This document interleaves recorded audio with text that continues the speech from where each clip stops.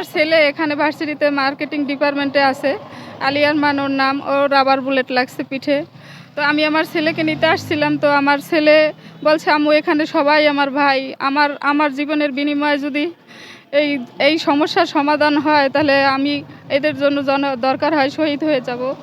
আর আমিও আমার ছেলেকে উৎসর্গ করে দিয়েছি। আমরা ৭১-এর যুদ্ধ আসলে দেখি নাই, কিন্তু এখন এই ২৪-এ আমরা যুদ্ধ দেখতেছি।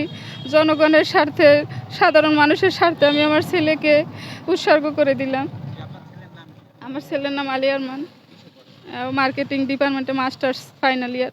আচ্ছা, এই কোঠাবিরোধী আন্দোলনের মানে কেন্দ্র করে যে সংঘর্ষগুলো হচ্ছে, ঠিক আছে, এ বিষয়ে কি আপনার কোনো হ্যাঁ, মতামত অবশ্যই আছে।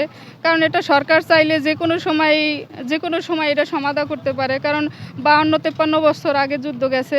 তো যারা মুক্তিযুদ্ধ করছে তারা তো আসলে প্রকৃত কেউই সুযোগ সুবিধা তেমন পায় না। এখন যারা আছে বেশিরভাগই ভুয়া। তারপরও তাদের ছেলেমেয়েরা পাক, কিন্তু নাতি-নাত করে পাবে। আমাদের ছেলেমেয়েদের আমরা কষ্ট করে লেখাপড়া করাইতেছি, এত দূর আনছি। সব বাবা মা এই ছেলেমেয়েকে অনেক কষ্ট করে মাস্টার্স পর্যন্ত আনে। তো সব বাবা মার এই আশা থাকে যে আমার ছেলে একটা ভালো কিছু করবে, ভালো জব করবে, সেটা কোঠার কারণে হার মানে যায়।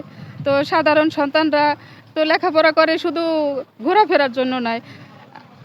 এটাই।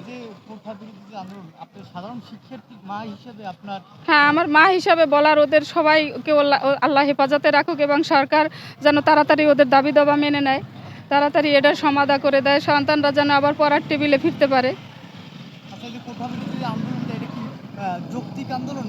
হ্যাঁ, অবশ্যই যৌক্তিক। অবশ্যই যুক্তি আছে। কারণ ছেলেমেয়েরা লেখাপড়া করে, ১০০%-এর মধ্যে যদি ৫৬% কোঠাই থাকে, তাহলে আর সাধারণ ছেলেমেয়েরা কি করবে? আবার আবেদ আলী কাকুর মতো অনেক আছে প্রশ্ন আউট করে, তাহলে ছেলেমেয়েরা কি চাকরি করবে না? ওরা লেখাপড়া করে তো চাকরি করার জন্যেই।